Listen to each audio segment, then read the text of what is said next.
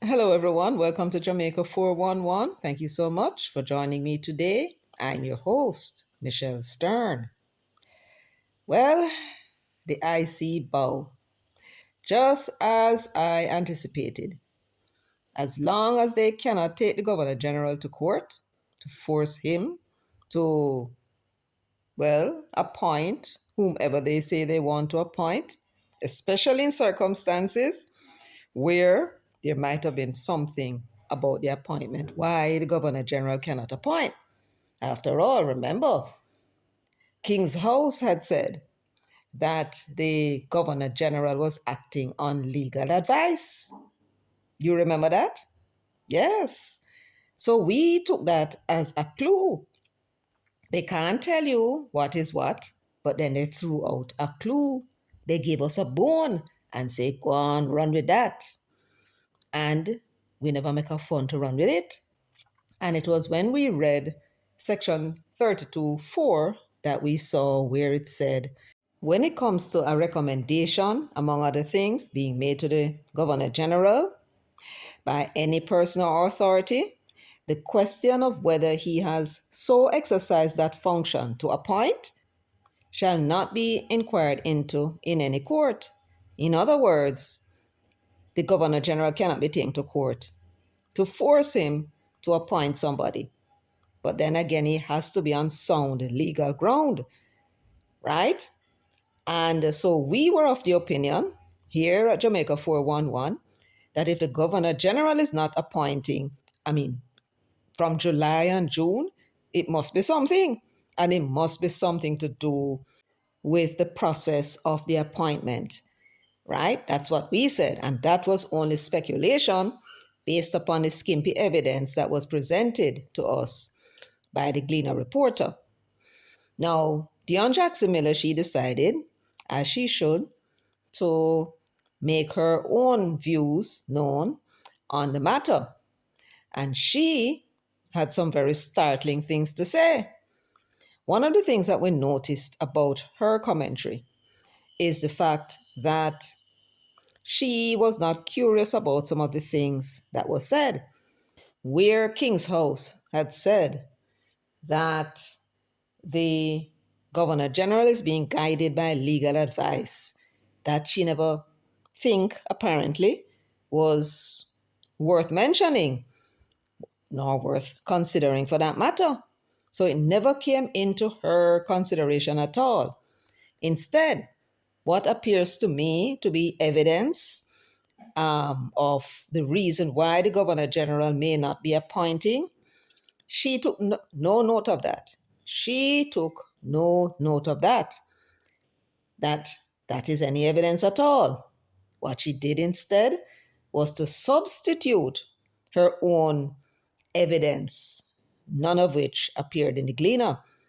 So the evidence that is in the Gleaner, she ignored. And then she substituted that evidence with an argument that was never presented in the Gleaner report. So what really are going at the Integrity Commission? Why are some of the key posts vacant and vacant for months? Is it the Governor General holding things up? And we can't ask him nothing. And that is very true.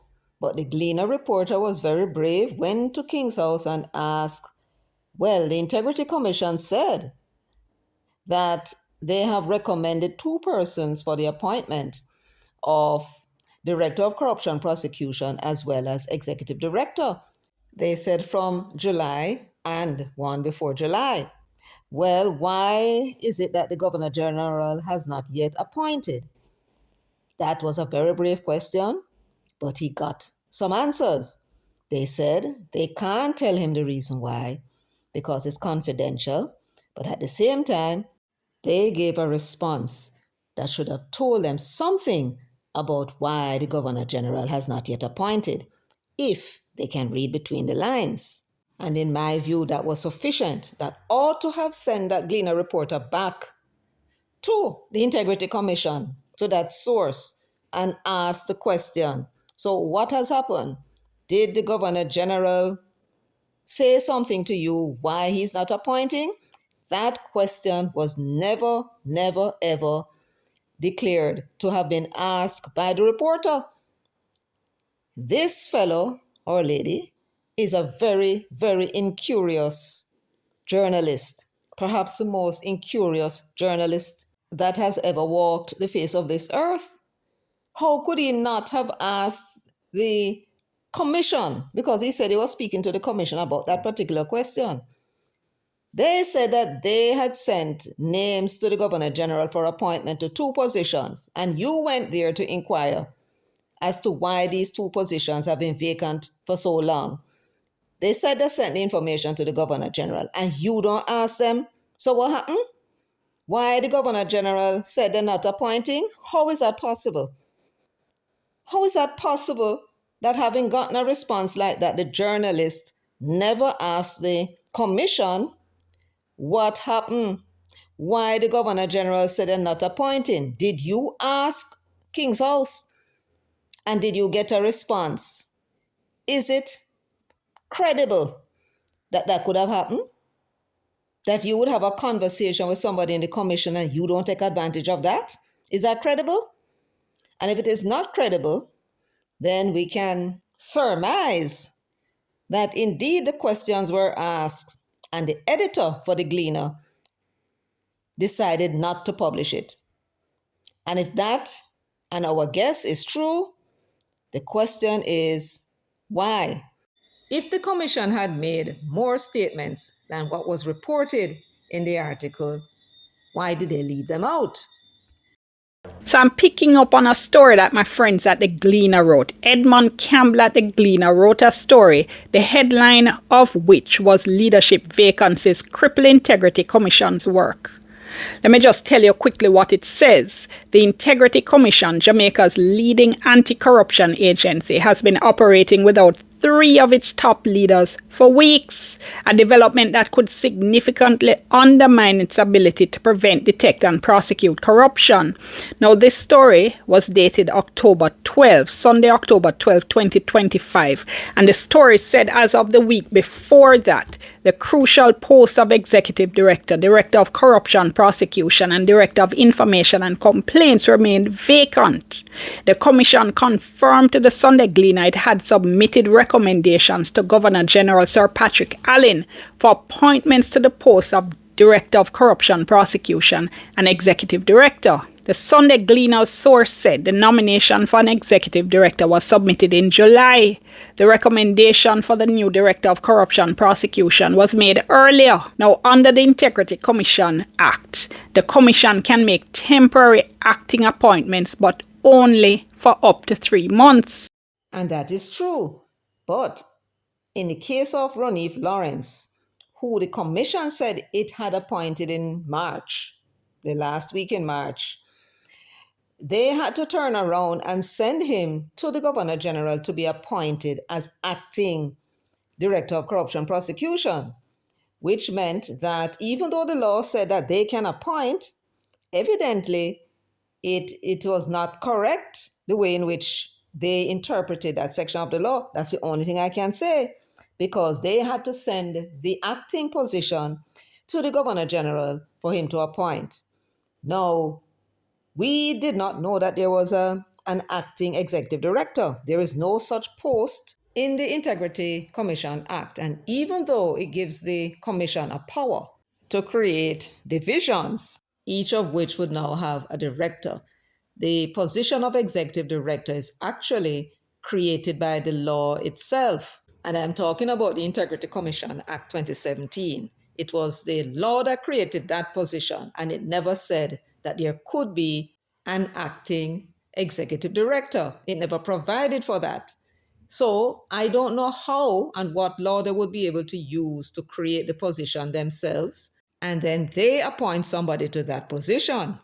If they had made that appointment on the staff, let me read what it says as 35.1. The commission may appoint and employ for the purposes of this act at such remuneration and on such terms and conditions as may be approved by the committee constituted under subsection 2, such staff as may be considered necessary to assist it in the proper performance of its functions under this act. The committee referred to in subsection 1, which is one I just read, shall consist of, and it's talking about the Speaker of the House of Representatives, where the MPs are, the President of the Senate, and the persons who are designated as the leader of government business in both houses, as well as leader of opposition business in both houses, and the Minister of Finance. They constitute this committee. So if they had put in an application saying that they wanted to employ a temporary person for the position of executive director or an acting executive director, maybe they could have gone to this committee and had it approved. But I don't know how, because this clearly states that the commission may appoint and employ. Now we know that the commission has no power under this act, the Integrity Commission Act, to appoint the executive director. And that is because the executive director is recommended by the commission but appointed by the governor general. So it's the governor general who appoints the executive director. So therefore, that section of the law was never intended to apply to either the executive director or any person acting in that position. And I will explain the reason why I believe that is so. So when you hear Dion Jackson Miller refer to the acting director of corruption prosecution being appointed June 3, that was the appointment that was made by the governor general. But Ronif Lawrence was acting in that position since the end of March, just about a week before Prince Kameka demitted office. So it's the governor general who should appoint. However, no such appointment for the position of acting executive director was ever made by the governor general. At least, none was ever announced as far as I am aware. And the fact that Ronif Lawrence went to King's House to accept his appointment as the acting director of corruption prosecution, that's where he went. And that the Integrity Commission, the commission has acknowledged that he was appointed on that day, June 3, not in March when they claimed that they had appointed him, seems to me to confirm that they are aware that that kind of appointment of acting position can only be done by the governor general, and they can only recommend. That is my point. But then listen to what Dion Jackson Miller said. An acting director of corruption prosecution was appointed on June 3. An acting executive director was appointed on May 18.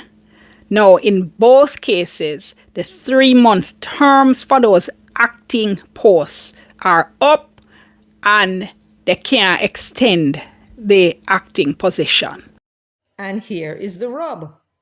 During that period, when the commission said that they appointed Ronif Lawrence to the position of acting director of corruption prosecution, right? During that period, and the time when he was in fact appointed by the governor general, he was illegal in that position. And let me explain to you why. This is section 57 of the Integrity Commission Act, and it says in the margin, the right margin, oath of secrecy. A commissioner, the executive director, the directors, and every member of staff of the commission shall, there is no maybe about it, not may, shall, before he performs any function assigned to him under or by virtue of this act, take and subscribe an oath in the form set out in the first schedule to be administered in the case of a commissioner, executive director, and directors by the governor general. You get that? And in the case of the staff members, any other member of staff by the executive director. So what is it saying? It is saying that every person who is employed at the Integrity Commission must take an oath of secrecy. Everybody. When it comes to the top positions of commissioner, the executive director, and the directors, that oath must be administered by the governor general, right? So even though the law said in another section that it is the commissioners who can appoint, that law must be in error because the commissioners cannot administer the oath of secrecy to the persons acting. Remember what an acting position is, It means that the person has all the authority and the function of the office holder. So if you're acting as the director of corruption prosecution, everything that the director of corruption prosecution can do, you can do it. And if the director of corruption prosecution is required by Section 57 to take an oath of secrecy, as well as the acting director of corruption prosecution, who is it that must administer it? It is the Governor General, it says here at 57AI. So when it said elsewhere that the executive director can recommend somebody to fill the position of acting director until and find a director for the position. And the person can be appointed by the commission. Here is the rub.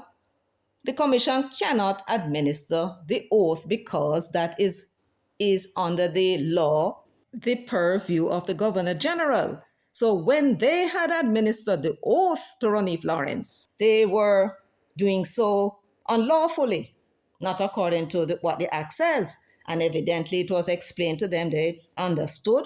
I don't know if it had to go to the Attorney General for resolution because it took a while before the appointment was done. But it was done.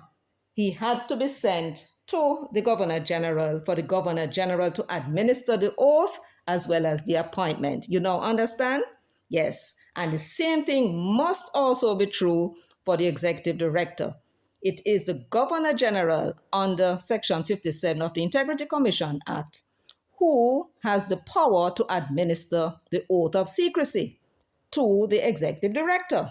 Therefore, anybody that is acting in that position, howsoever them come to be acting in that position, can only be acting according to the Act if they were to take the oath of secrecy from the Governor General. Therefore, if there is indeed an acting executive director, then if that person was appointed and the oath administered by the commission, that is not lawful. Are you following me? Yes, that person ought to have gone to the Governor General for him to administer the oath and then appoint him to the position of acting. You get what I'm saying? And that now is the position. Now, I needed to listen to me very carefully what it is that the commission appears to have done. At the end of March, they had made a public announcement that Ronif Lawrence was appointed to the position of acting executive director. They would have administered the oath themselves, not realizing that they did not have the power to do so. We give them that because the law is confusing. It was a law that said that they could make the appointment when that is not so. Now, according to the Gleaner report last Sunday, the commission, just a few weeks after the alleged appointment of Ronif Lawrence, on May 18, they had appointed an acting executive director. They said they got that from a source, that there was an acting executive director in place. That now was never announced. But they would have administered that oath as well. Somewhere along the line, the Governor General found out that there was a Ronif Lawrence, and there must have been a to and fro about who it is that really has the power to appoint. I would anticipate that the Governor General would have gotten legal advice and they would have been convinced that Ronif Lawrence ought to have gone to him for the taking of the oath and therefore the appointment. So on June 3, that was done. So he was officially appointed, and then now his 3-month period would run from that date. The period before that, when the commission said they appoint, he would not have been there legally. Now the question is, if there is indeed or was indeed an acting executive director, that was never brought to the attention of the Governor General clearly, because there was no announcement from King's House that such a person was appointed. And if I am correct, what it means is that the person did not go to the Governor General to take the oath of office and the appointment. What must we now think about those commissioners? They would have known that they were not in good legal standing. And if indeed they would have acted as I suggested, then they would have flouted the law, and they would have done so knowing that they were flouting the law. This requires an investigation by the Parliament, or very possibly by the Governor General, for sure. The previous Director of Corruption Prosecution's contract expired on March 31. The Executive Director's contract expired on March 17. The Director of Information and Complaints contract expired on July 14. The Sunday Gleaner asked King's House why the appointments to the positions of Director of Corruption Prosecution and Executive Director had not been confirmed. The Office of the Governor General declined to explain, stating that communication on such matters is confidential. The statement from King's House said His Excellency continues to be guided by legal advice. He remains steadfast in discharging his responsibilities with due regard for the law, the Constitution, and the independence of all institutions concerned. Look here, I'm going to say that King's House is confusing communication about the confidential aspects of the process with communication about how the process is unfolding. Let me tell you what I mean.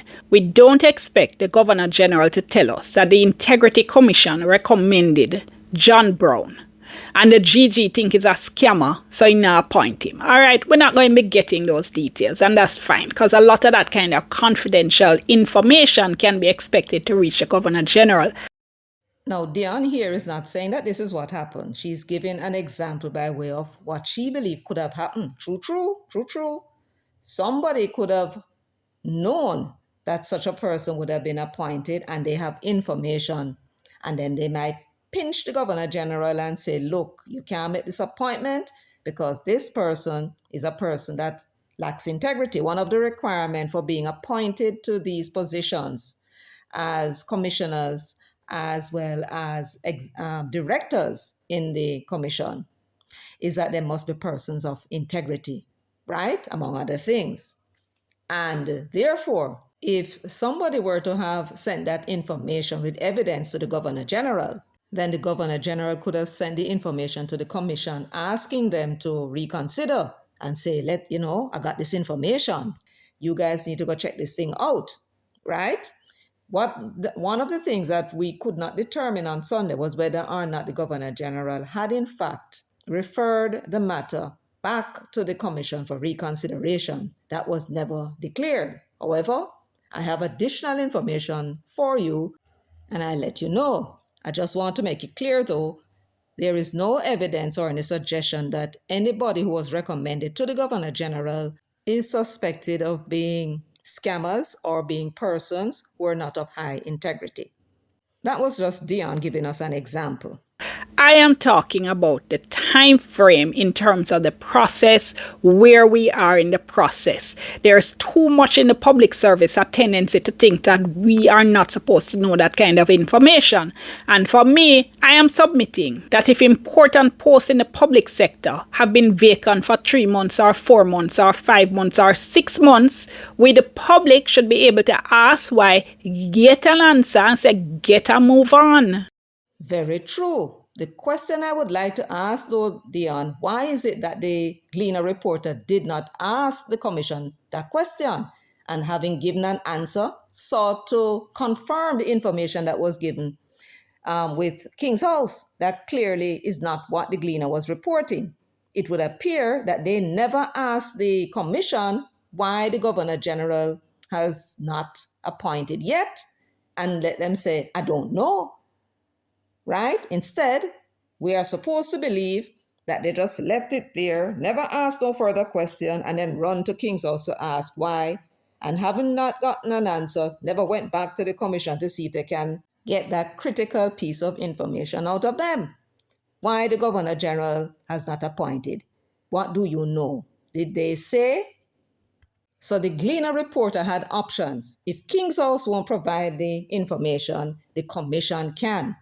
The only thing that is secret in the commission is the reports and information that they get on statutory declaration. Everything else about the commission is open book. They are free to discuss. So Dion is blaming King's House when, of course, there was the Integrity Commission as an option to get the very same information out of them. I don't think, based upon what the Gleaner reported, that they made sufficient effort. That's my view. And by the way, if the commissioners at the Integrity Commission have decided who they want for these posts, I don't really see that the Governor General should have much to say about it. Now, the Governor General is supposed to appoint the directors on the recommendation of the Commission. So, for instance, if you look at Section 28 of the Integrity Commission Act, right, it says there shall be an executive director who shall be appointed by the Governor General acting on the recommendation of the Commission. And for the other directors, the Act says in Section 30 again, those directors shall be appointed by the Governor General. Shall, meaning must, bound, and compound, acting on the recommendation of the Commission. So what you would be expecting to see is that the Commission would say, we're recommending these people, and the GG goes ahead and appoints them without delay. All right, so let's be clear. The Constitution does give the Governor General a little bit of wiggle room in this case, right? Because what the Constitution says is that where the Governor General is supposed to do something on the recommendation of somebody else, he shall do whatever it is he's supposed to do. However, before he does whatever it is he's supposed to do, in this case, appoint the directors, he may, in his discretion, once refer that recommendation back for consideration by the person or authority concerned. If that person or authority, having reconsidered the original recommendation, then makes a different recommendation, then he can go through that process again. What does all this mean? It means if the Integrity Commission says, this is the person we are recommending to be a director, the GG can say, all right, not appointing them right now, think it over again, reconsider it. If the Integrity Commission then sends back the same name and says, at them we want, the Governor General has to appoint that person. If the Integrity Commission, because the GG says, boy, I'm not sure about that one, think it over again. If the Integrity Commission decides to take that on and change the name of the person they're submitting, then the GG can send it back again because it's a new name, right? But if the Integrity Commission sends back the same name, the GG has to appoint. Having said that though, I think even that relatively small amount of interference, if it takes place in a case like this in relation to the Integrity Commission, it's something the GG should very rarely exercise in terms of using that discretion to send back a name, right? And I need you to listen very carefully, very, very carefully to what Dion Jackson Miller says next. Listen good to what she is inferring. Why do I say that? That's because we're not talking about a bunch of hurry come up people, right? Where you can say the GG would have a case to say he's going to substitute his judgment for their judgment. We're talking about a set of highly skilled professionals bringing to the table serious experience and expertise in areas like the law, in areas like banking, accounting, and overall leadership. I think they can be trusted to know what the Integrity Commission needs and what kind of directors should be appointed. You heard that? Listen again. I think they can be trusted to know what the Integrity Commission needs and what kind of directors should be appointed. Hence the fact that the law gives them the power to make the recommendations. And I find it hard to believe that the Governor General in this particular case would know better than the people who are actually running the commission who would be a best fit in terms of the directors that need to be chosen. So let us be clear about what Dion Jackson Miller is saying. Let me read what she said. I think these are the commissioners now that she said are highly skilled and competent people who, according to her, has the ability to know who it is that is needed for these positions. That's what she said. I think they can be trusted to know what the Integrity Commission needs and what kind of director should be appointed. You agree? I agree. Hence, the fact that the law gives them the power to make the recommendation. And I find it hard to believe, and that is the rub, Dion. The minute you find it hard to believe, you ought to have thought about it some more and read the Gleaner article a second, third, and fourth time, right? I find it hard to believe that the Governor General in this particular case, no others before, she found it hard to believe that he would take such a step, right? She found it hard to believe that the Governor General in this particular case would know better than the people who are actually running the commission, who would be best fit in terms of the directors that need to be chosen. The first thing I have to ask you, Dion, where did you get this idea from that the Governor General refused to appoint these persons because he believed they were not fit to be directors? In that Gleaner article is what you are relying on. That's where you read from. You never said you went to the commission and asked anybody any opinion. So the source of your information is the Gleaner report. Where in that report did it state that the Governor General of Jamaica was refusing to appoint the two positions that were recommended to him because he was of the opinion that the persons who have been recommended by the commission were not fit? They were not, what you say here? That he knows better than the actual commissioners who are running the commission who would be best fit in terms of the directors that need to be chosen. Again, I ask the question, which part in the story you get that from? I never read that. My people, you who are listening to me now, you read that in that story? She read the entire thing herself to her audience. And she never read any such thing. That was a reason why. A matter of fact, she said that the question was asked of King's House. Why it is that they're taking so long to make the appointment. What did King's House say? I can't tell you because it's confidential, but then they said something else, which we regard as the clue. They said, His Excellency, that is the Governor General, continues to be guided by legal advice. That's what it said. She read it. I played that section where she read it to her audience.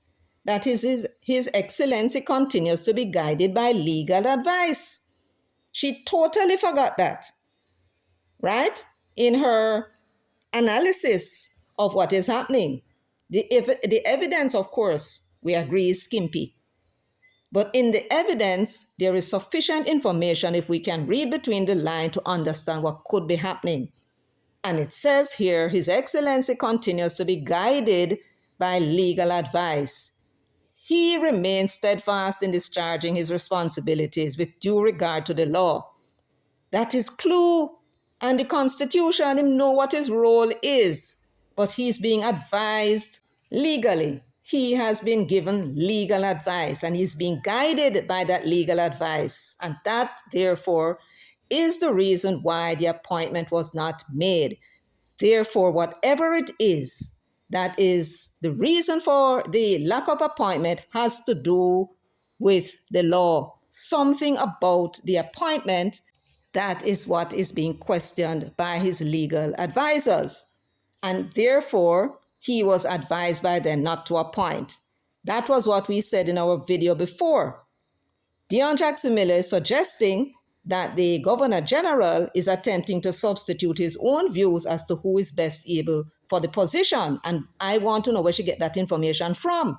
She is making an assumption that is not in the report. That's the point that I'm making. And there is nothing in this report that could have suggested itself to her that that could be the reason why the Governor General is not appointing. This is where the clue is, the information itself that came out of King's House. And I'm going to prove to you that we were right and all of them wrong except Lloyd Barnett. Lloyd Barnett was more cautious about what he said. He said that these appointments should be made as quickly as possible. He never said not more. Perhaps he too saw where King's House said that the Governor General is being guided by legal advice. Now, for those persons who listened to Deion Jackson Miller, they would have left with this impression that the Governor General is trying to usurp the authority of the Integrity Commission.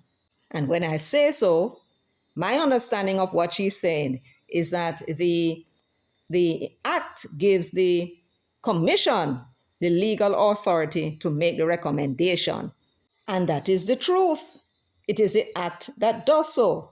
But when the impression is given that somehow the reason for the non-appointment of these persons by the Governor General is because he does not think that these persons are fit, that is where I think Deion made her error. And I hope she will come back and fix it, because there are persons who listen to her and she alone, and people must be fed the truth, Deion. And I'm sure you agree with me. And if you think you made an error, please correct it. Correct it. And this is why it is essential for you to correct it, and quick and fast.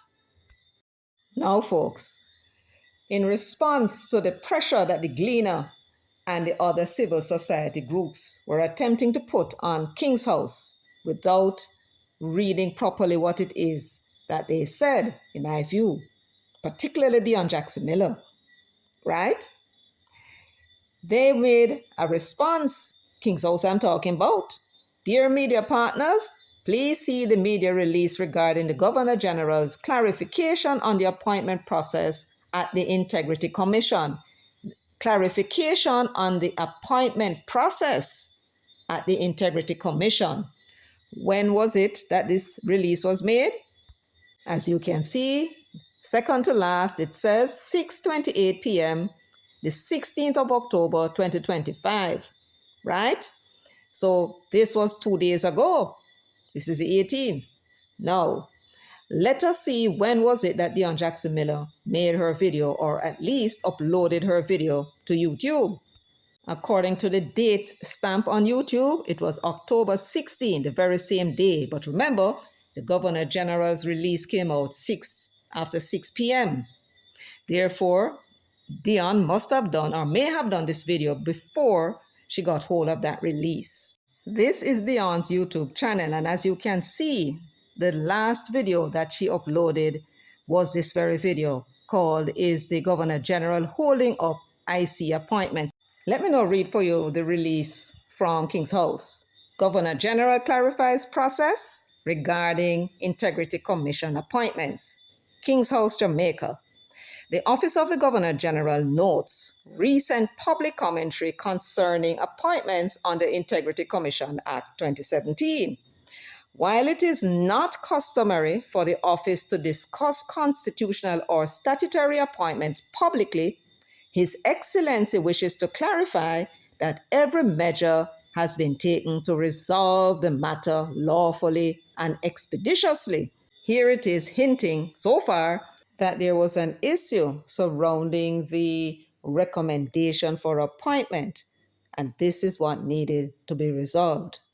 And what they're saying is that he took every step that was available to him, right, to resolve the issue.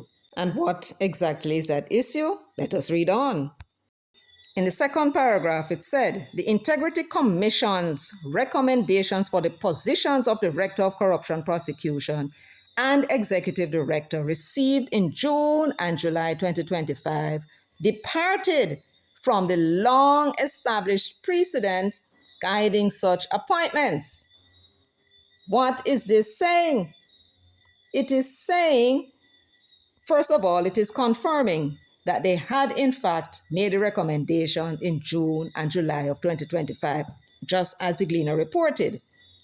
But they went on to say that the recommendations, it's the recommendations for the positions, departed from the long established precedent guiding such appointments. He never said law. So there is a process to follow that leads to the recommendation, it would appear to me, and they had departed from it.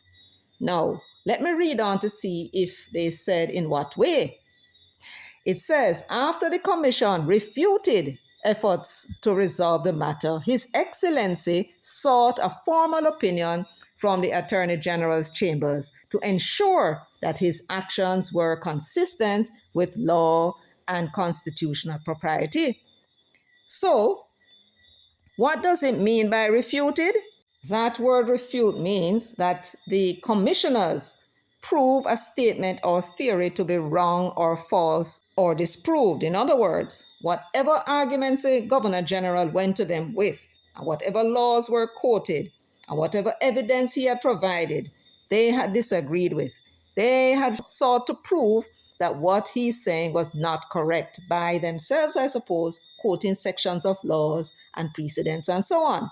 So the Governor General now, believing that he was correct because of the legal advice and his knowledge, because he has been there for quite some time, decide to go to the Attorney General. Who's the Attorney General? That's the government's attorney. So they stood their ground. This is also saying, without stating a date, that the Governor General had indeed, according to the Constitution, referred the matter back to them. It was not about them reconsidering the two persons that they had recommended for appointment.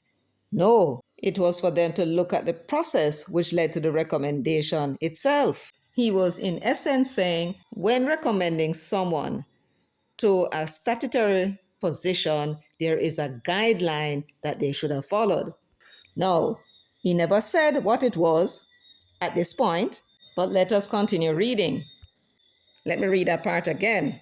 After the commission refuted efforts to resolve the matter, His Excellency sought a formal opinion from the Attorney General's chambers to ensure that his actions were consistent with law and constitutional propriety.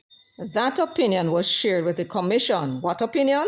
The opinion from the Attorney General. That opinion was shared with the commission, which has since this week complied with the administrative precedent. The Governor General will therefore proceed to invite the recommended individuals to take and subscribe to the prescribed oaths of office. His Excellency has also resubmitted his concerns on legislative gaps in the Integrity Commission Act to the Prime Minister for parliamentary review. So what is it that the Governor General is saying? Without providing us with date, he said that the opinion of the Attorney General, right, was shared with the Commission. He never said what that opinion was, but clearly the opinion came down on his side because, according to the news release, that since this week, that is between Monday and Thursday, when the media release was put out by King's House, the Integrity Commission has complied with the administrative precedent. That's what this is saying. So the Governor General and his legal team that advised him not to appoint was correct. It was not the Governor General Dion Jackson Miller who was holding up the process. It was, in fact, the Integrity Commission that think that they know more about this thing than people who were there a long time. Remember, Dion and everyone, I want to remind you that these appointments that were made now, this would have been the first time since 2020 they were appointing persons to the positions, right? The only person that is new, or persons that's new to the commission, would be Beswick and Brian Winter. They were the only new ones. The others were there before. And I want you to read again the last paragraph. His Excellency also submitted his concerns on legislative gaps in the Integrity Commission Act to the Prime Minister for parliamentary review.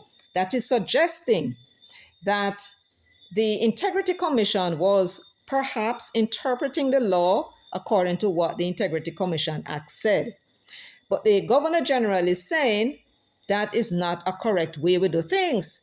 The law is flawed and it needs fixing. They probably come back to him and say, yeah, but that the law say. And he said, no, it's so the thing is done, right? And then he went to the Attorney General's chamber, and of course, in the interpretation of the Constitution and various laws and the way in which it was done, they agreed with the Governor General, which means the Governor General is now asking the Prime Minister to put the matter before the Parliament and have this corrected. So it must be something with the Integrity Commission Act that was causing the problem, right? And even though the Governor General told them that this is not how it is done, they refuse to comply with the administrative precedent, right? And they were the ones that caused the delay. The Gleaner reporter may be at fault. The Integrity Commission person that he spoke to, the commissioner, I suspect is what? He said the commission, so that will be one of the commissioners. If you don't ask the question, they're not going to tell you. And if he failed to ask the question, then he would not have known all of what the Governor General is now telling them. And Deion Jackson and the rest of them would not have eggs on them faces, making assumption that even the reporter himself never made. So this is the clarity of the situation. Now, it is one thing for the Gleaner to report. The Gleaner, in my view, did not do sufficient investigation. That's their fault. But the assumption that Deion Jackson Miller made about the Governor General perhaps holding back the appointment because he is trying to substitute his own view, right, for the qualified people in the commission who the law gave the power to make the appointment. Him seemed to think that him know more about this thing than him and think that they should not be appointed because they are not fit. That was what she was suggesting, and it was not by way of example either. I want to show you, my people, the damage that she has done by making an assumption that the Gleaner itself never claimed in its article on Sunday. This comes under the post that King's House made. They made a release. Inserting yourself where you doesn't belong. Your opinion of the nominees doesn't matter. Your opinion of the nominees doesn't matter. Law didn't ask for any consultation with you. Doesn't matter what you are used to. So I read the report and clearly don't understand because he is believing what Deion Jackson Miller and possibly what others may have said, because it's only Deion alone I was exposed to. Maybe others had the same view. So he's holding on to what he heard and not accepting what he read. Glad Justice stood her ground, appoint the people and go back in hibernation. This person clearly don't understand what going on, right? This is the kind of damage, the kind of reporting that you put out, Deion, causes, right? It brings the office of the Governor General into disrepute. You caused that. Here is another one. Now, I suppose they mean now more than ever, we need to get rid of this partisan man doing the JLP work by trying to cripple the Integrity Commission. See that? This is under the very same post, where the Governor General is seeking to clarify and say it is not me, it's the Integrity Commission caused the delay, right? And the Attorney General has agreed with our position at King's House. And as a result, the Integrity Commission followed the procedure that they were supposed to follow to recommend the two persons to the Governor General. And now that that is settled, they will be appointed. These two fans of Deion Jackson Miller, no doubt, want to stick to them guns. Now, it has been 2 days. It's a weekend now. So hopefully by Sunday, maybe Monday, we will have Deion Jackson Miller retracting her comments so her people can stop abusing the Governor General wrongfully. That is our view at Jamaica 411. I don't know what you think, my people. Let me know in the comment section. But that's what I have for you today. I want to thank everyone for joining me. If you've found the information that I've brought informative, please go ahead, give the video a thumbs up. Until next time, take very good care of yourselves and walk good.